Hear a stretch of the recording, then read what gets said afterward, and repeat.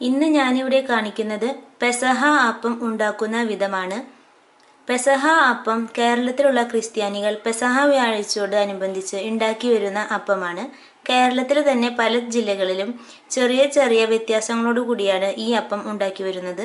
ഞാനിവിടെ അതിലെ ഒരു രീതിയാണ് കാണിക്കാൻ പോകുന്നത്. ആദ്യം നമുക്ക് അതിൽ അപ്പം ഉണ്ടാക്കുന്ന രീതി എങ്ങനെയാണെന്ന് നോക്കാം.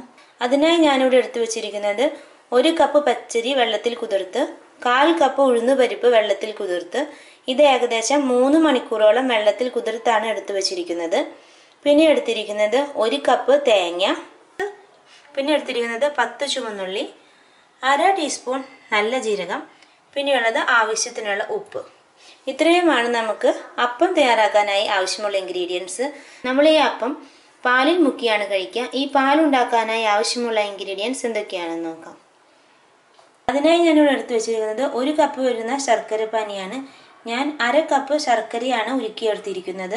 മധുരത്തിനനുസരിച്ച് നമുക്കിത് കൂട്ടാവുന്നതാണ്. ഇതിലേക്ക് ബാക്കിയുള്ള ഇൻഗ്രീഡിയൻസ് 1/4 ടീസ്പൂൺ ചുക്ക്, 1/4 ടീസ്പൂൺ ജീരകം, 4 ഏലക്കായുടെ കുരുകളാണ്. ഇത് നമ്മൾ നല്ലപോലെ പൊടിച്ചെടുക്കണം.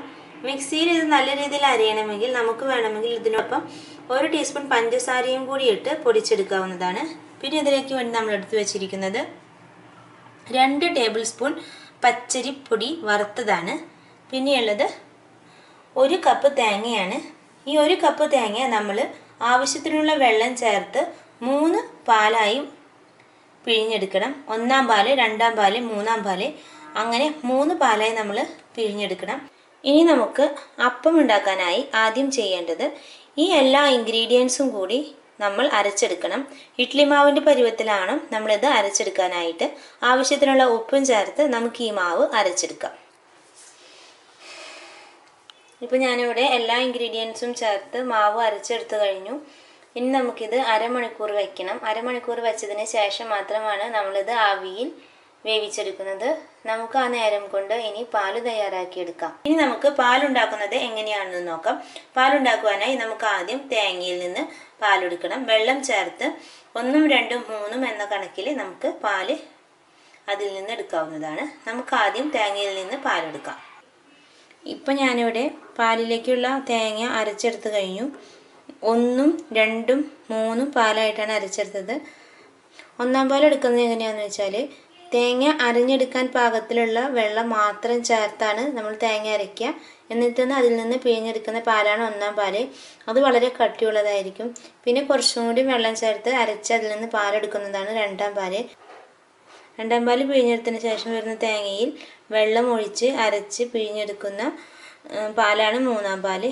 ഇതുപോലെ 3 സ്റ്റെപ്പായിട്ട് നമ്മൾ പാല് പിഴിഞ്ഞെടുക്കണം. ഇനി ഞാനിവിടെ ചെയ്തു വെച്ചിരിക്കുന്നത് ചുക്കും ഏലക്കായും ജീരകവും ഞാൻ 2 ടീസ്പൂൺ പഞ്ചസാര ചേർത്ത് പൊടിച്ചെടുത്തു. ഇനി നമുക്കിവിടെ ഉള്ളത് അരിപ്പൊടിയും ശർക്കര പാനിയുമാണ്. ഇനി നമുക്ക് പാല് എങ്ങനെയാണ് തയ്യാറാക്കി എടുക്കുന്നത് നോക്കാം. പാല് തയ്യാറാക്കുമ്പോൾ വേണമെങ്കിൽ നമുക്കൊരു നുള്ള് ഉപ്പും കൂടി ചേർക്കാവുന്നതാണ്.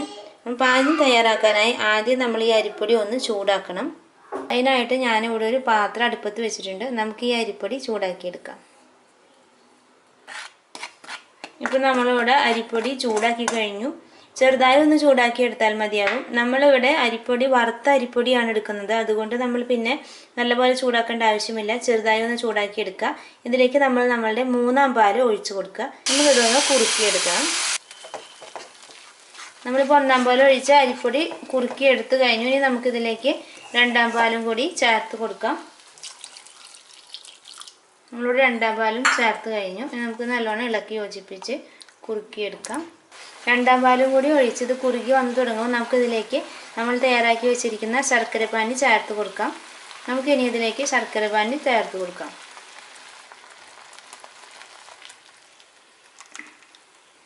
മധുരത്തിനനുസരിച്ച് ശർക്കര പാനിയുടെ അളവ് കൂട്ടുകയും കുറയ്ക്കുകയും ചെയ്യാവുന്നതാണ്.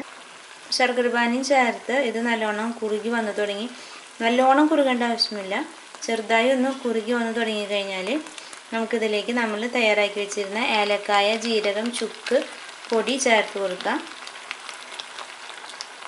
അതുകൂടി ചേർത്ത് നന്നായി യോജിപ്പിച്ചെടുക്കുക. ഇപ്പോൾ ഇത് നല്ലോണം തിളച്ച് കുറുകി വന്നു തുടങ്ങി. നമുക്കിതിലേക്ക് തമ്പാലും കൂടി ഒഴിച്ച് ഓഫ് ചെയ്യാം. അതായത് ഒന്നാം പാൽ കൂടി ഒഴിച്ച് നമുക്കിത് ഓഫ് ചെയ്യാം. നമുക്ക് ഇനി ഒന്നാം പാൽ ഒഴിക്കാം.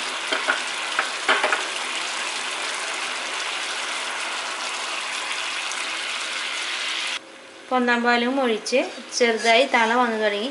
നമുക്ക് ഇനി ഇത് സ്റ്റവ് ഓഫ് ചെയ്യാം. നമുക്കിത് തയ്യാറാക്കുമ്പോൾ വേണമെങ്കിൽ ഒരു നുള്ളു ഉപ്പും കൂടി ചേർത്ത് കൊടുക്കാവുന്നതാണ്.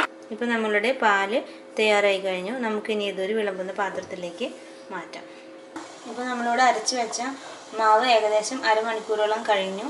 നമുക്ക് ഇനി ഈ മാവ് ഒരു പാത്രത്തിലേക്ക് ഒഴിച്ച് ആവിയിൽ കയറ്റിയെടുക്കാവുന്നതാണ്. പാത്രത്തിൽ ഒഴിക്കാനായി ഞാനിവിടെ ഒരു പാത്രം എടുത്ത് ചെറുതായി എണ്ണ പരട്ടി വെച്ചിട്ടുണ്ട്. നമുക്കിനി ഈ മാവ് ഈ പാത്രത്തിലേക്ക് ഒഴിച്ചു കൊടുക്കാം.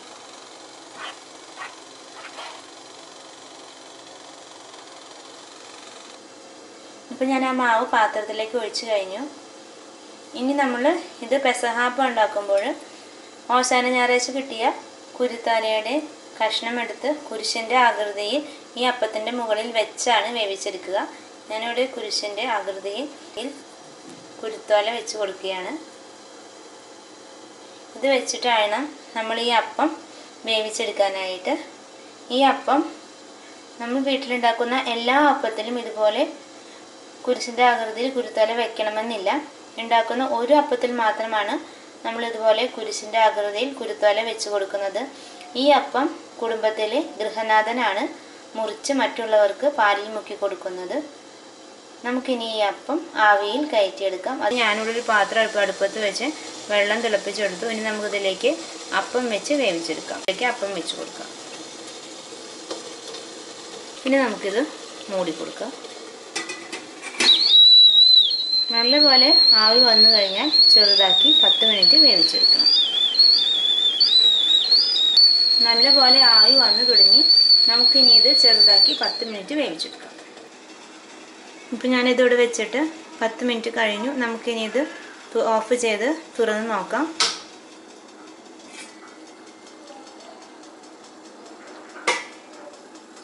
ഇവിടെ നമ്മുടെ പെസഹാപ്പം തയ്യാറായി കഴിഞ്ഞു. നമുക്കിനി ഇത് ഒന്ന് ചൂടാറി കഴിഞ്ഞാൽ ഇതിൽ നിന്ന് അടർത്തി വേറൊരു പാത്രത്തിലേക്ക് മാറ്റാവുന്നതാണ്. ഇപ്പോൾ നമ്മുടെ പെസഹ അപ്പവും പാലും തയ്യാറായി കഴിഞ്ഞു. ഇതുപോലെയാണ് പെസഹ അപ്പവും പാലും നമ്മൾ തയ്യാറാക്കിയെടുക്കേണ്ടത്.